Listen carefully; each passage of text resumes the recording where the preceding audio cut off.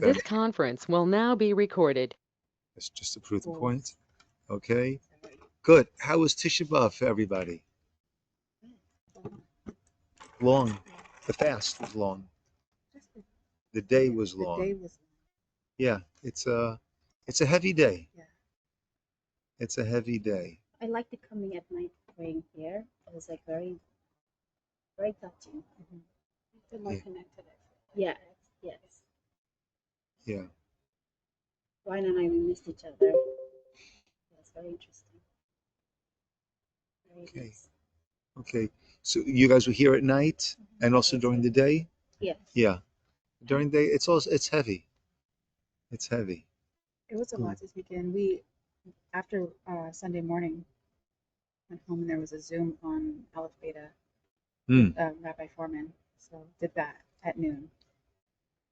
It's heavy. The whole day's heavy,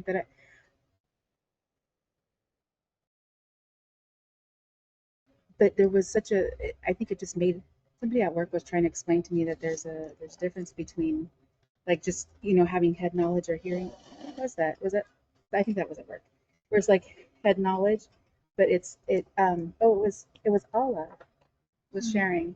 There's a difference between like hearing something here, like that's very cerebral, and then like having an experience. And I really felt this year that there was really truly an experience that took place. Yeah.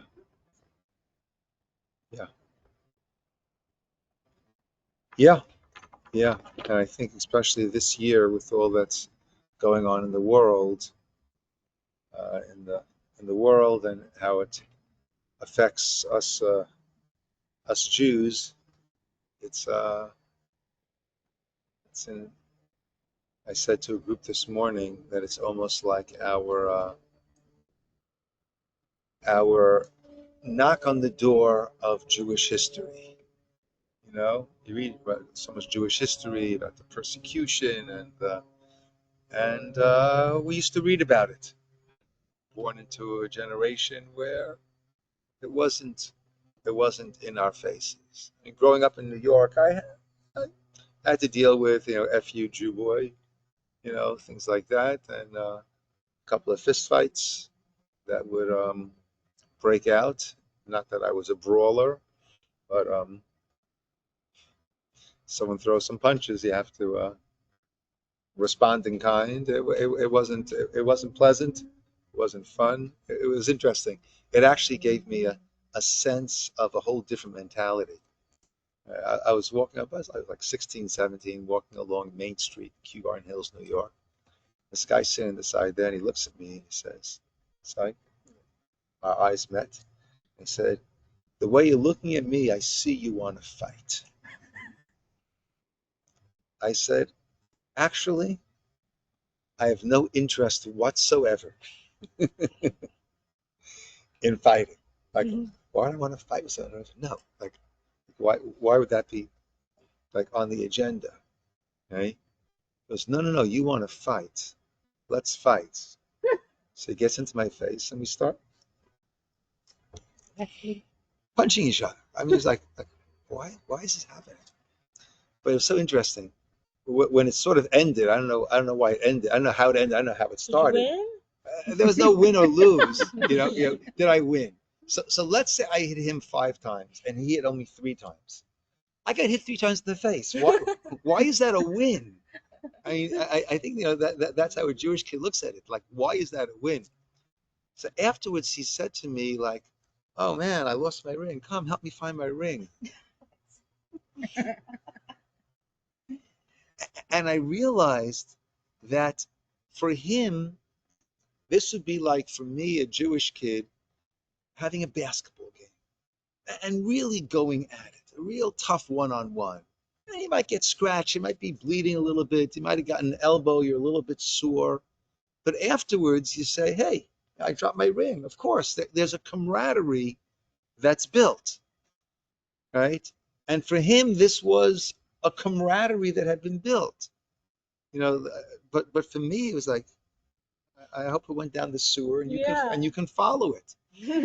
But it's yeah. So but I think for us now, it's a wake up call. It's welcome to Jewish history, right? In our time. Yeah. Does this make any of you guys think at all? Like, what am I doing? No. Why not? You know, it doesn't make me think that, but then I think for my son, like, okay, I didn't grow up Jewish, so I don't know what it's like to be Jewish. And for him, it's like if he goes to an area that's not a Jewish area and someone's trying to mess with him, it's like, what do I tell him? You should stay away, walk away, or defend yourself. Like, I don't know yet. Yeah. I haven't had that talk with his dad either. Yeah. But does all this going on in the world make you think, like, do I really want to, why do I want to do this? Do I really want to do this? I think it's quite the opposite. We watched a movie at Chabad in Newport for Tisha B'Av, and it was very heavy. It had all the bad things that happened throughout, lifetime with the Jewish people. But the ending had such a positive, um, turnout, and it was kind of like coming back to even all these negative things happen. Like the way you make a difference is like putting out the light out there, and how do you do that is like connecting to Torah, like following mitzvot, and like it's just such a beautiful thing that it's like it makes you want to like go into it more. Interesting. Yeah. I think for me also, like, what draws me so much to Judaism and Jewish people is all of these horrible things have happened again and again and again, a million horrible things, and they're still standing and they're so proud. Never met people that are more proud to be who they are. So for me, my son speaks louder. His love towards Torah, enthusiasm. I just I see so much positive through his eyes, and also related to what's my community going through all that stuff. So it kind of makes me like want to be strong instead of try to be a victim. More like this is what's happening. I'm gonna stand up. I'm gonna stand up for it, because if I close my eyes and be silent, it's like it will happen to generation. So it just speaks very powerful. Yeah, and it's just like you have to do something about it. And other day I read on the Facebook, there's one of the rabbis in I forgot where it was, but in Ralph's, got attacked by this person. In Ralph's. Ralph's, yeah. And I Here? was in California, yeah, I think it Orange was in County. LA. Oh, Orange County? I forgot where it was exactly, but it was in California. Yeah. So Rabbi was like this old man, like saying like crazy things about free Palestine, is just start attacking him, and people around it actually like try to protect the rabbi and all that stuff. So in my mind, I was like, if something like that happened, because my son wearing the tzitzis and yarmulke, I would say I would just gonna jump in there and I would just protect him. Or even if somebody else who's Jewish, if they something like that, I would just jump in there and I would be like, just throw everything, pick up my shoes and beat the heck out of that person. Be like, for humanity, it's like you cannot let that happen. So yeah, it just makes me feel more like proud and standing still and say, you can't judge me. I am right to exist. And so other people like Jewish people. See, it's similar. Like for me, I don't have that fear, but I have a fear for my son. If something were to happen to him, or like someone like speaking negatively about Judaism, I feel the need to defend. But like for me, it's like I don't have any fear. I don't question like, oh, maybe I should not do this. It's like, I'm gonna do it, but I do have some worries for my son. Yeah. Look, we're part of it. Can you hear me? I was just gonna say, Yes, I'm more worried. I'm more go worried ahead. about. I'm more worried about the person who tries it. I hear. Ava? Yeah, I think for me, it's been really interesting to kind of see how, I think before I started this journey, the philosophy I was kind of raised with was, oh well, we all have like good and bad in us, but now I don't believe that. I think it's very defined. I think I've really learned how people, should interact with each other, and, it should be positive. And even if we disagree, we should, there should be an eagerness to want to learn. And, but when people bring violence into it, it does, the lines become very defined of, well, that's not right, so it's been a really interesting journey for me, because I've really been able to define, okay, that's that's not really how to treat people. And I don't know if anyone saw, but today something had come out about it was the hate crimes report. I believe it was for 2014, and all as far as like religion-based hate crimes, unfortunately, the ones against Jews were the most elevated that year, and 70% of the hate crimes done in that year were, unfortunately, anti-Semitic. So that was really impactful to me to look at that and say, well, why does the world hate a population that really, really just truly tries to do good, and it to me, it's just terrible, that, I don't know. I'm sure many of us, it seems like, can relate. It's just really sad to see a community that really, really makes an effort to make the world a better place, under such scrutiny.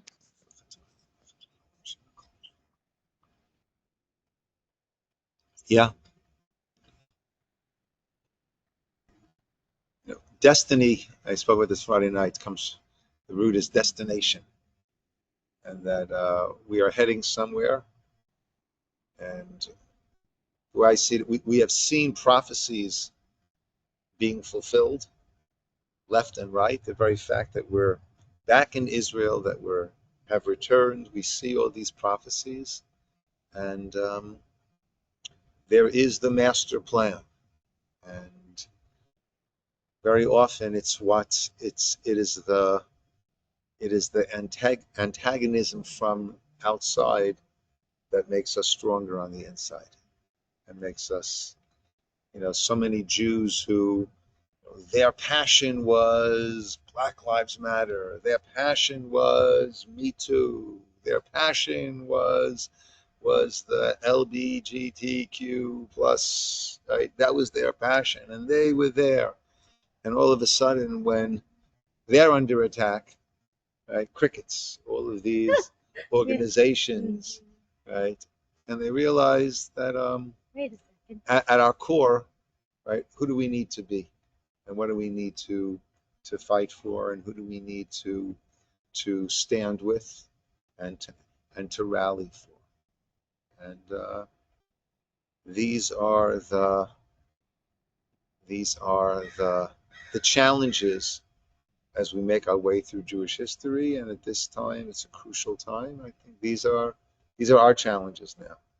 And how do we step up, and what do we do? Yeah. Yeah. I We also hope. see the religion through little kids' eyes. Like I look at Adam, he's so positive, he's so proud to be Jew, tells people I'm Jew. When people say, what is this little practice? And he's like, because of this, he explains everybody. There's so much passion. And some people are like, oh wow. It's like, and then I tell him, and I look at him, he's like, what, mommy? I have to be proud of me being Jew. I have to tell people what I do. Like, okay, go ahead. So that kind of shows you, like, if you're passionate about who you are, if you're passionate about proud of you are, people respect you. If you become a victim and you're like, this person did this to me, that person did that to me, you're like, oh, okay, so just nobody wants to hear that sad story. Yeah. Yeah. So I was with a group today online this afternoon, and they asked me, wearing my kippah when I'm traveling, when I'm this, what type of reactions do I get? I said, positive, either no reactions or positive reactions. That's what I get. If you wear yourself proudly, yeah. Okay, let us continue with our Shabbat over here. So I have us on page 154. Is that correct? Is that where you guys are? Windowing. Winnowing. Oh, windowing. Okay, which we don't do all that much of. But this is all the 39, page 154. These are all the 39 malachot, the 39 creative activities that went into the building of the Mishkan, right? And that we learn out from the Torah Shebaal Peh. The Torah puts together Shabbos and Mishkan, and therefore it's those things that when it says don't do malacha on Shabbos, it's those 39 main categories that we abstain from. And what, my friends, is the Mishkan Shabbos connection? Shabbos is creation. And creation is, come on, someone finish my sentence. Creation is work. Creation is God Making space for us. making space for us in his world. Mishkan is us making space for God in our world. Okay? Good. So winnowing is not all that relevant to us non-agricultural farm workers. We don't do all that much winnowing. There are those that say that using like a whipped cream, right? Aerosol sort of thing, because that combines it. It's actually a liquid in there, I think, and then that gets combined with air, right? But for the most part, you can use whipped cream on Shabbos. We don't need to go there. Okay, selecting number 7. That is I'm not going to go into that much, or they will a little bit later on. Yeah, we're going to. What about Soda Stream making carbonated water? Not a problem. That is not allowed? Not a problem. It Oh, is. not a It problem. is Oh, allowed. thank God. Not a problem. Okay. Right? We can go for that. Yeah. Yeah. It's definitely allowed. I'm not even sure what the question might be. Meaning there is no. It's electric type.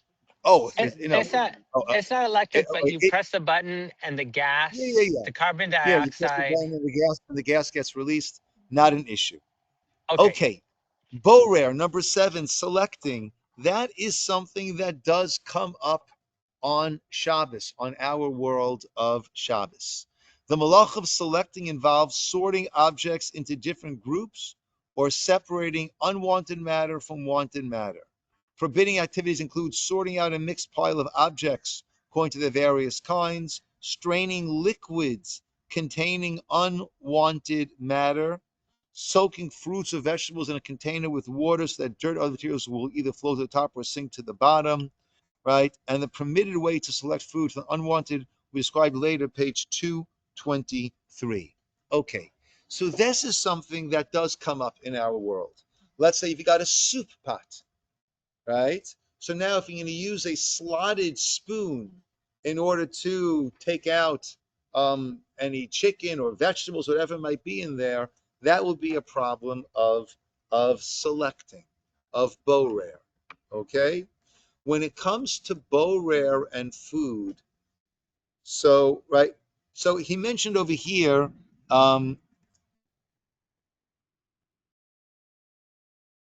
straining liquids containing unwanted matter, right? Would washing off fruit be an issue? Not an issue, correct, Orly. Why is it not an issue? Why isn't that borer? Well, I'm not really separating anything of any tangible, visible status, right? If there might be, I wash off the tomatoes, I wash off the grapes, whatever. There might be something on it, right? Even if I have it in a bag, they sell them in a bag that has all those, perforated bags, right? So I pour the water in, the water goes out. I'm not separating anything. Water's going in, water's going out. I'm not doing any separation. What about peeling the fruit? Okay. So good.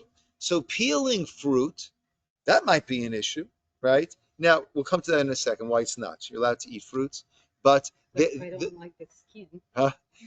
the three main rules, and this is something that they love to ask. Okay, in order for borer to be permitted on Shabbos, you need to have three factors there. You have to be choosing the good from the bad.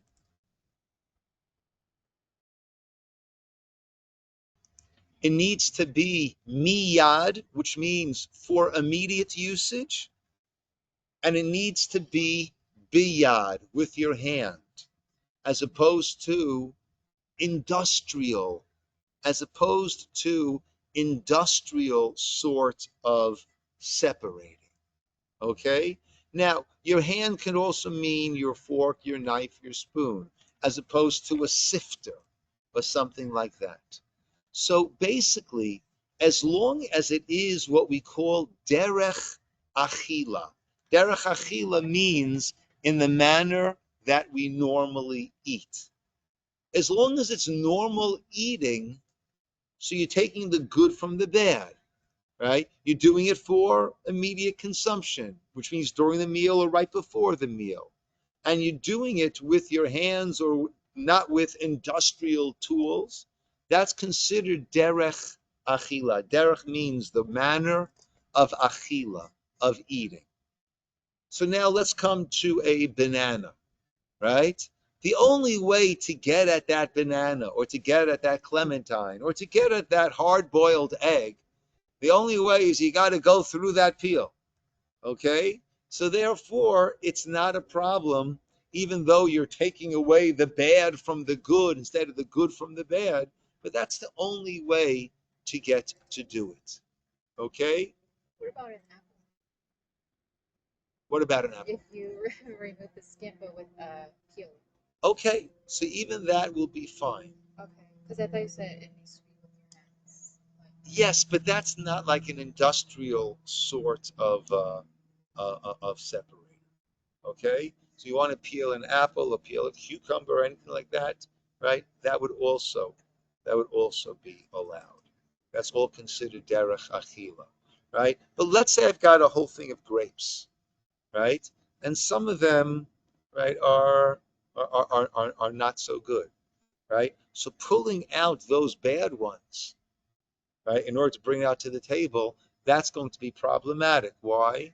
Because it needs to be, number one rule was the good from the bad, right? And not the bad from the good. The good from the bad is the way that the normal manner of eating. So could you separate them, just putting the good ones in the bowl? Sure. Or you can just do everything before Shabbos. Do before Shabbos, that's golden. Now, is Things it often get a little bit busy on Friday. Yeah. so? What if it's like a soup? You can't just pick what part, like Okay. the vegetables or the meat that you want. Okay, so you can, you want to take out some chicken or some carrots from the soup, you can pick that out from the soup, right? The reason why you wouldn't want to use a slotted, see, it gets a little bit technical. It's only considered borer if there is a clearly defined separation. I'm using the slotted spoon. Well, I've separated. I got the carrot out and no soup. If I use a ladle and I go for that carrot, I get the carrot, and what else will I get? Some soup. So I haven't really done an act of borer, of separating. Okay, right? Now there are those that say when you're eating watermelon, right, you can't start knocking out the seeds, right? Because that's why would they say that's problematic? Bad from the good. The bad from the good. But the way that I follow, and I think many people follow, is I'm not doing an act of separating. That's almost like peeling the fruit, right? That's the way you eat watermelon. That's derech achila. That's the manner of doing it. Okay. Borer is actually, yeah. Can I Okay. ask a Of clarifying course. question? So I'm pretty sure this is right, but I guess now I'm not sure. You can peel. You can do all those peelings, but you cannot cut. You can't bring a knife out and cut Cut what? the fruit. You can cut fruit. Yeah.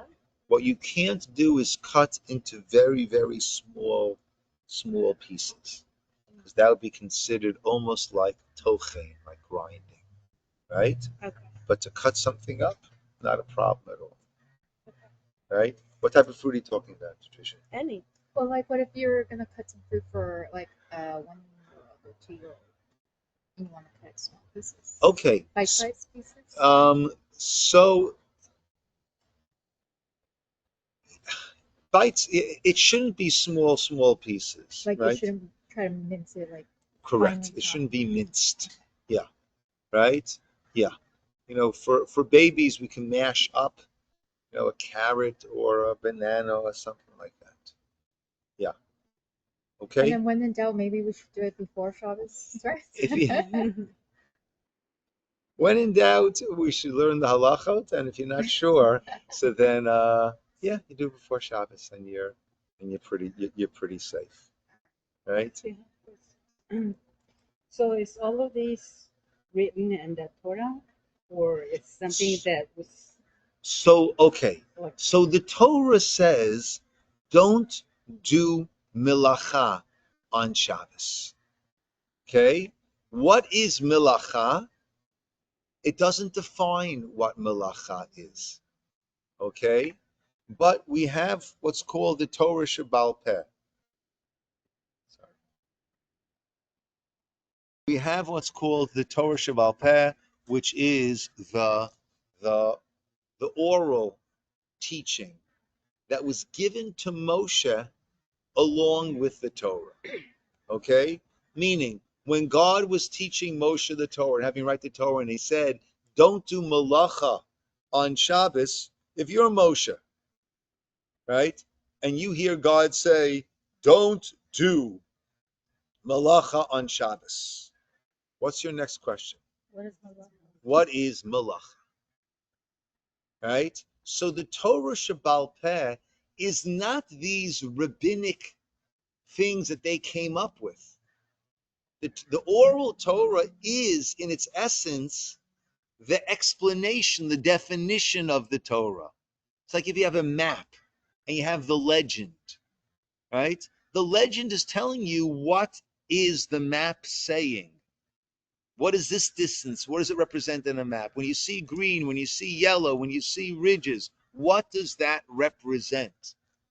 And the Torah Shebaal Peh, now there are certain rabbinic institutions, things that the rabbis added on, and those are rabbinic laws. For example, lighting candles on Shabbat.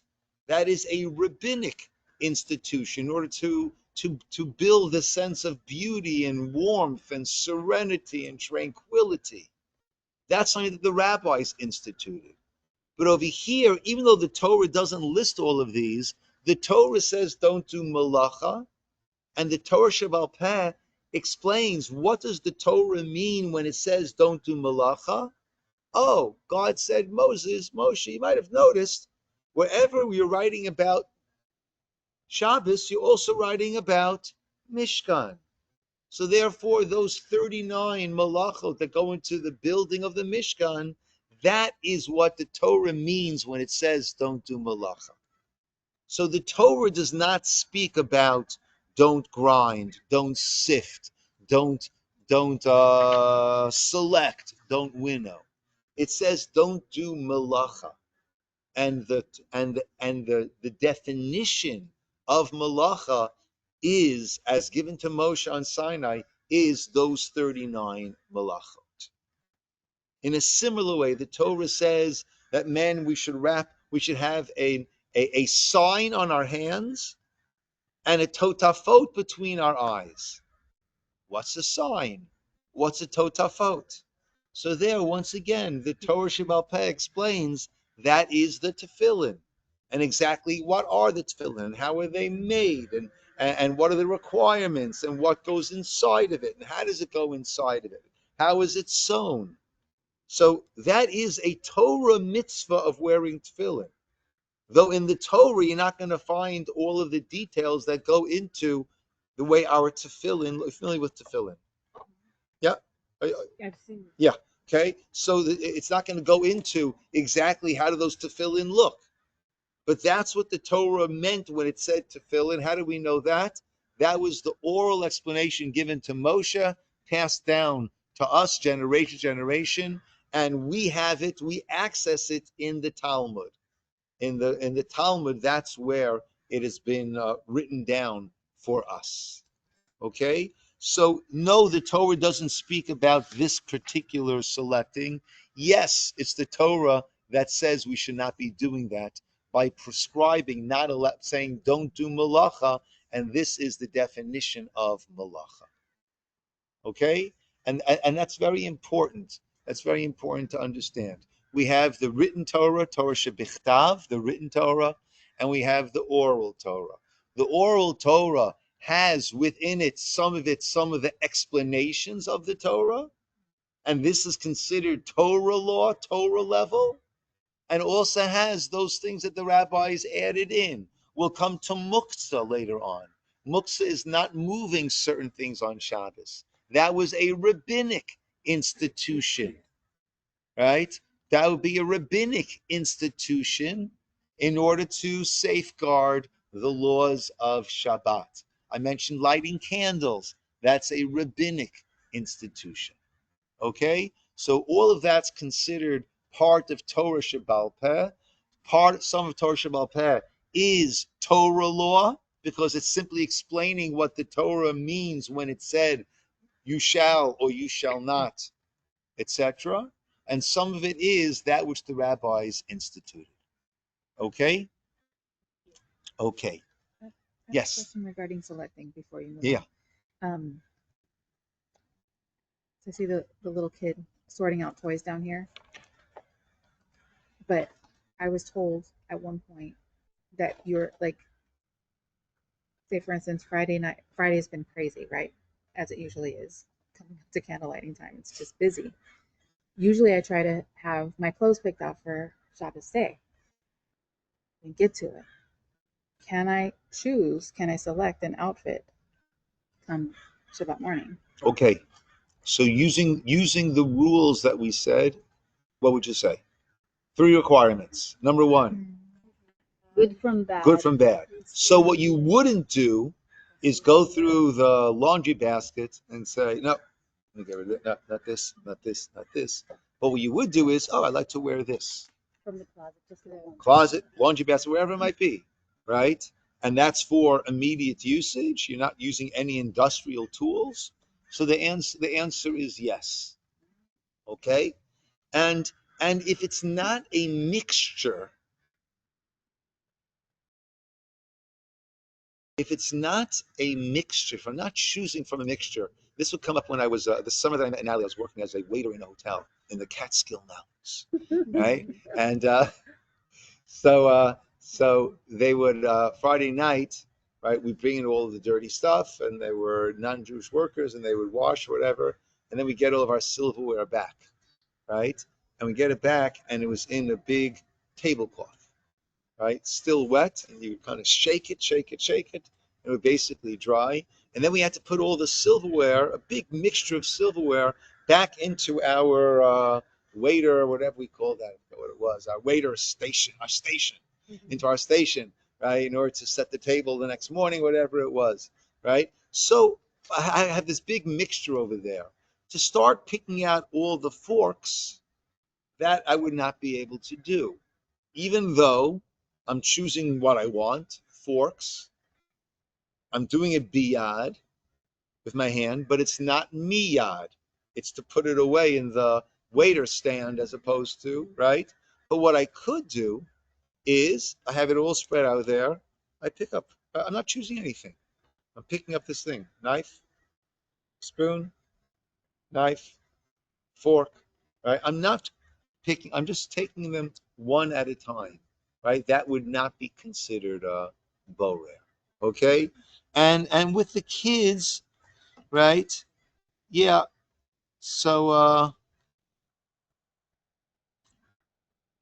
Yeah, I guess if you can't sort the object, it means to leave a mess till the next morning, huh? Right?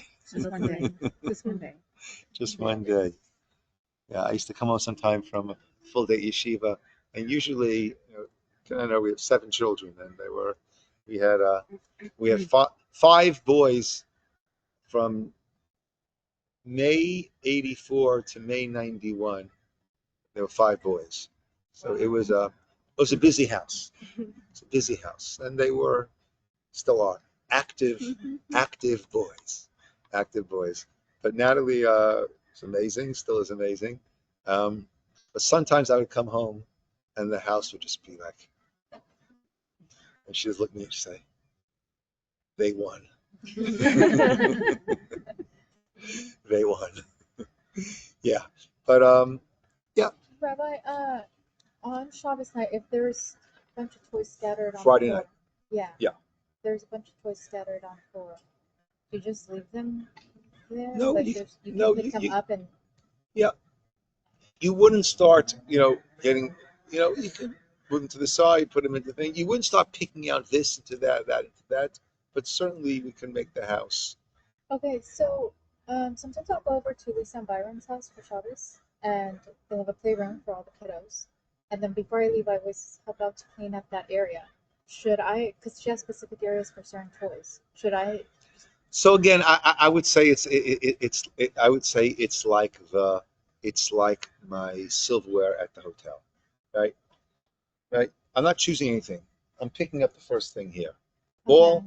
So you're over not there. picking what you choose. So You I Right. do just all pick the it up. cars Pick, at right, one time. right. Car over there, right? Whatever's near me, just grab it. Yeah, Okay. and then it can go where it needs to go. Okay. Yeah. Yeah.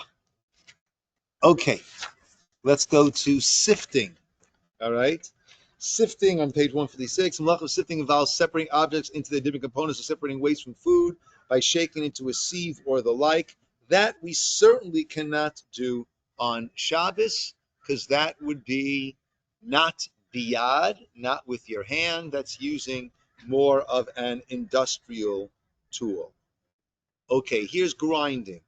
The malach of grinding involves crumbling or grinding an object into small particles. Forbidden activities include grinding grain into flour, grinding coffee, pepper. Now, sometimes you have this. Some spices, right? They come with a grinder. That's a problem on Shabbos, right? That's like a bona fide problem on Shabbos. Other foods, right? Filing metal, sanding wood, or cutting up vegetables or fruits into tiny pieces. Mincing, as you said before. Okay, Lily? Right? So that would be an issue of, like I said, by the Israeli salad. But cutting into normal sizes, or some mothers want to cut the grapes in half, otherwise it's a choking hazard. That's not a problem whatsoever. Yes, or Medicine? Like, I have a headache. I want to take some Tylenol.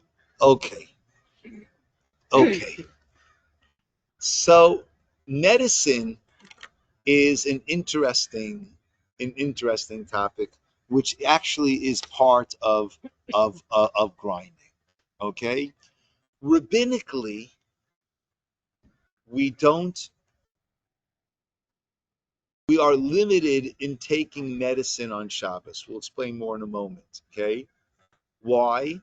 Because certainly in Talmudic times, how was medicine made? They would grind up different things, right? I think, isn't that the sign for a pharmacy? A little mortar and pestle, right? Right? Yeah. I never Right? knew.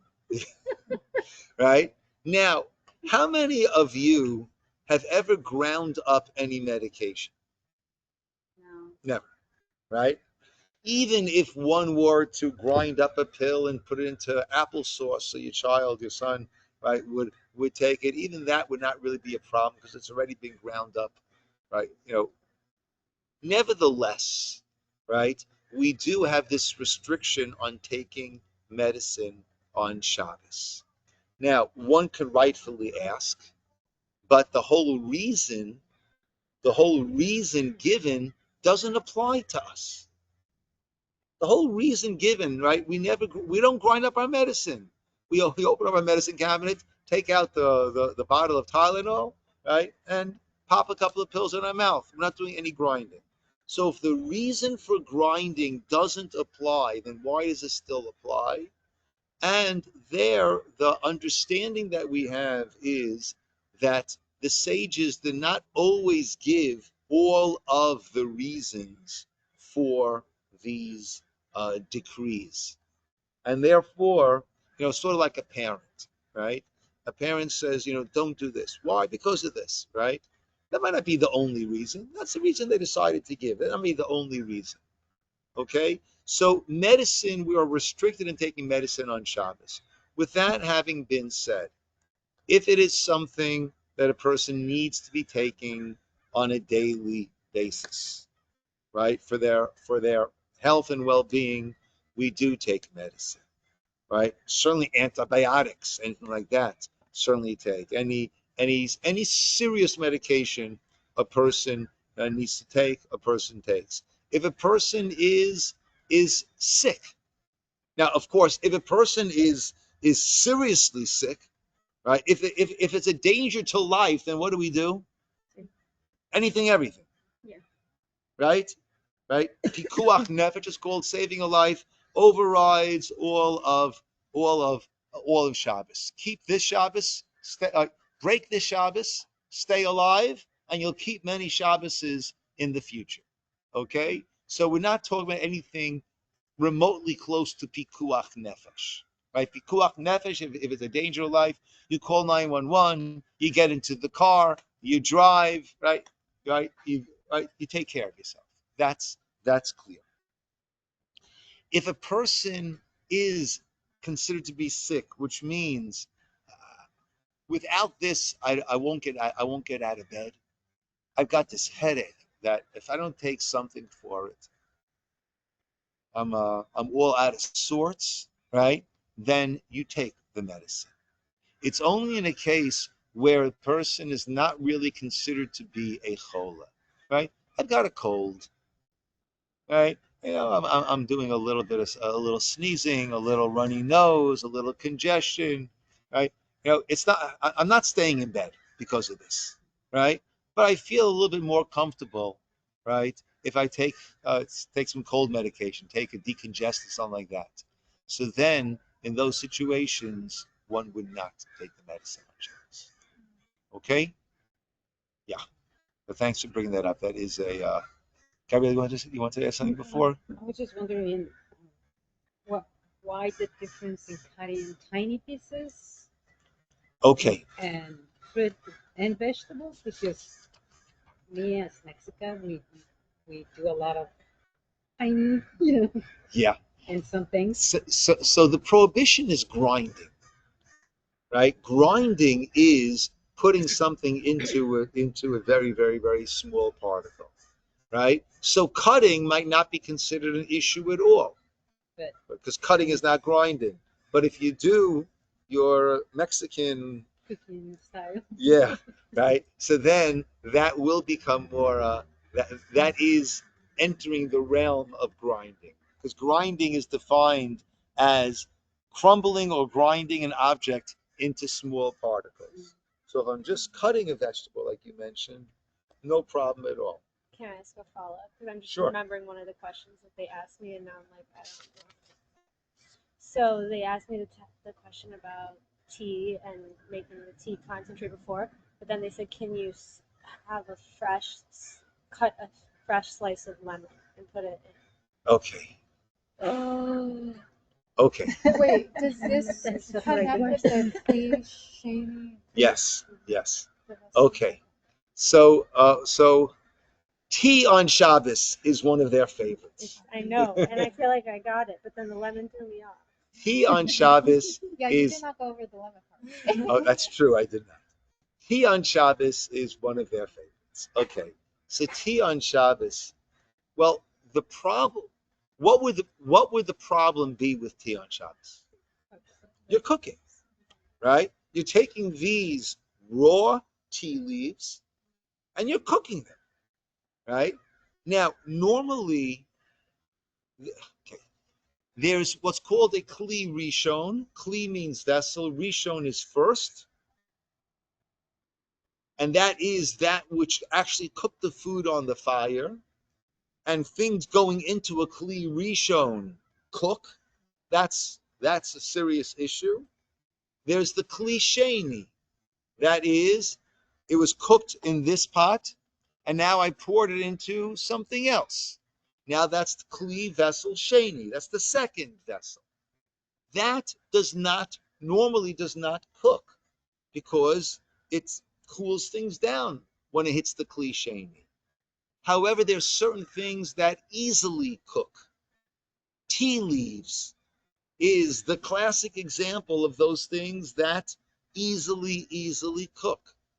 Therefore, tea leaves, even in a kli sheni, are a problem. So therefore, what do? A kli shlishi. Kli vessel, rishon first, sheni second, shlishi third. So that's why you'll often see in our house, next to our hot water urn, we've got a hot cup there, and we go from the urn into that cup.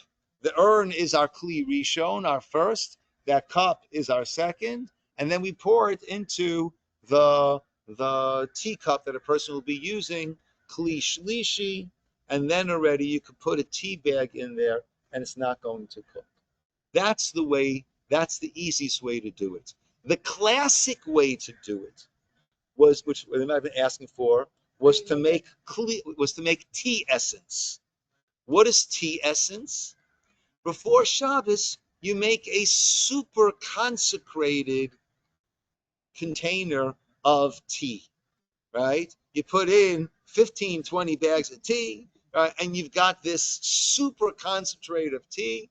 And then when you want to have tea on Shabbos, what do? You add that to your hot water, and now you have a normal concentrate of tea. If you're doing that, you might run into another issue. And that is, if you're pouring hot water and cold water. Good. If that is cold, if your tea essence is cold, then you can't add it to your hot water.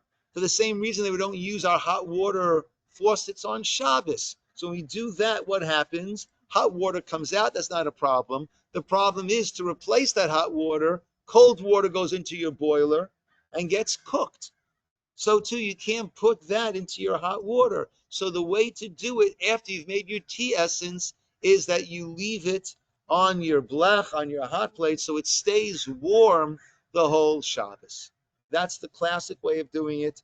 The much easier way of doing it is just have a kli shlishi. Now, how about the lemon? Okay, so one of the 39 we'll come to involves sechita. Sechita is squeezing a liquid out from a solid. Okay? So you would not be allowed to squeeze your lemon out into your tea, right?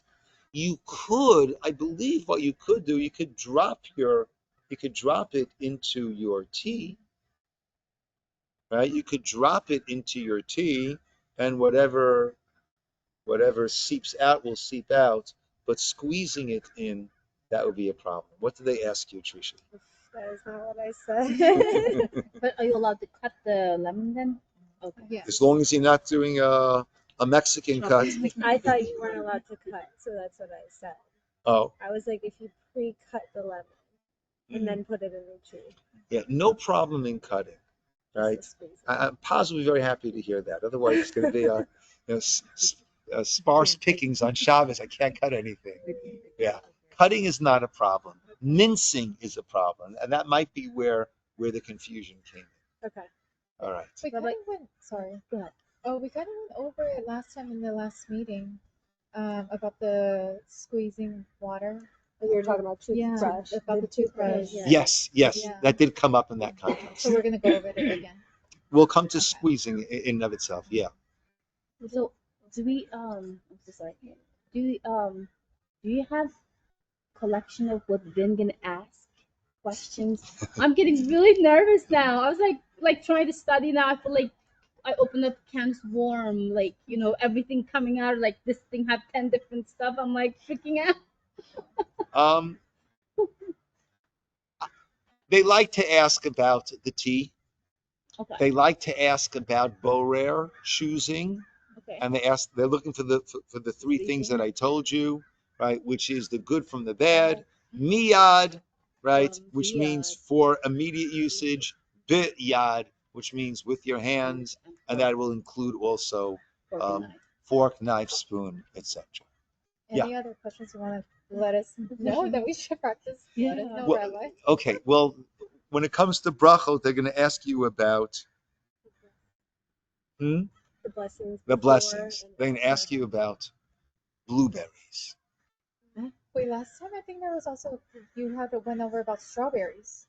Now, strawberries are easy. what is They're it? clearly bori Okay. pri adama. They grow in runners on the ground. Blueberries, right?